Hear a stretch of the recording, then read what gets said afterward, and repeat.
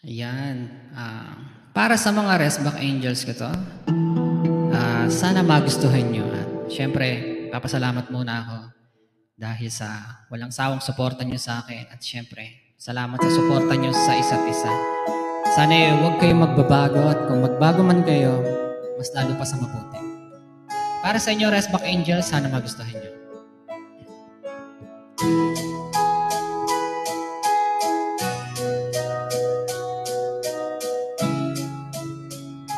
Munting alay ko sa inyo. Resback Angel, kahit di madalas magsama, dahil ang mga oras ay hindi natugma, alam ko na miss nyo na rin magsama-sama sa iisang live na purong kasiyahan ba para sa inyo.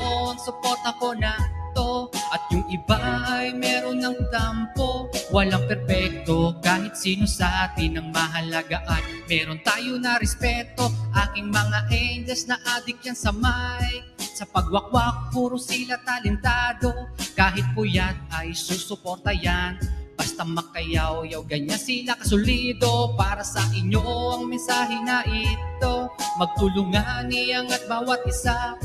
Wala sa inyo na dapat ang magbago, pinag-uusapan ano man ang problema. Resback Angel, kahit di pa tayo nagkita, kahit sa YT lang tayo nagkakilala, ramdam ko na tunay ang inyong pagkatao. Halina pagsaluhan natin ang problema, hindi lang sa tawanan tayo magkaisa. Kahit sa lungkotin natin ay iisa, huwag kayo patinag sa mga pagsubok. Laging tandaan, nandito lang si Resback, napakasaya ng samahan. Lalo na kung meron na mga pikunan, agawan ng mic tapos magtatawanan. Di ba mga praning lang tunay na samahan? Para sa inyo ang mikropono na to, tapos ipasa mo sa iba. Merong mag-last song dahil baby time na, sana lang tumibay pa ang rap samahan. Resback Angel, hindi na tayo magkasama dahil ang oras natin ay hindi natugma. Alam kong na-miss nyo na rin magsama-sama sa iisang live na purong kasiyahan ba. Para sa inyo ang support ako na to at yung iba ay meron ng tampo. Walang perpekto, kahit sino sa atin ang mahalaga at meron tayo na respeto. Para sa inyo ang mensahe na ito, magtulungan iangat bawat isa.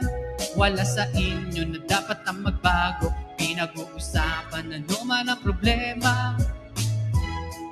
Resback Angels, maraming salamat ulit. Sana nagustuhan nyo itong munting handog ko sa inyo.